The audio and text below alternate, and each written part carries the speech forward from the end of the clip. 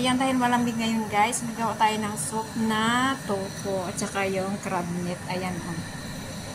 Kasi masarap humigop ng sabaw pag malamig. Ayan, mag-isa na tayo.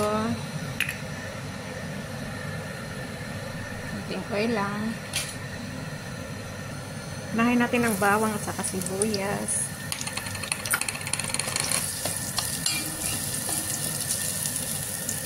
Ayan, pag medyo brown na yung ating bawang at sibuyas, dagdag natin yung ating kamatis. Ayan. Ayan natin.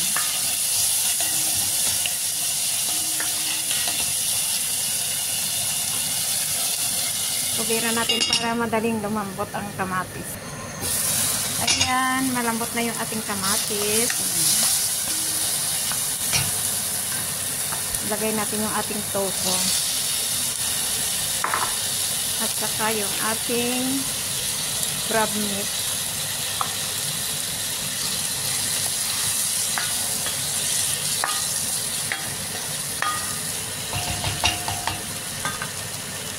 Lagyan natin ng patis.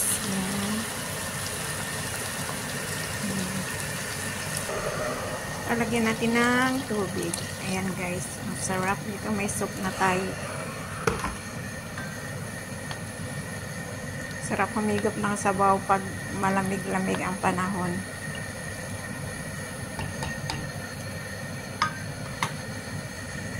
Lagyan natin ng chicken powder at paminta.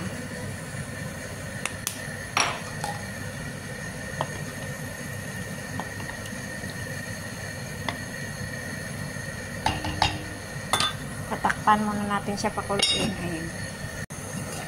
Ayan guys, kumukulo na. So maglagay tayo ng isang itlog dito.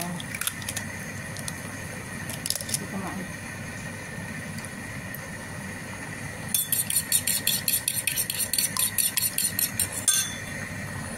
Kaya ilagay natin yung itlog dito sa ating soup.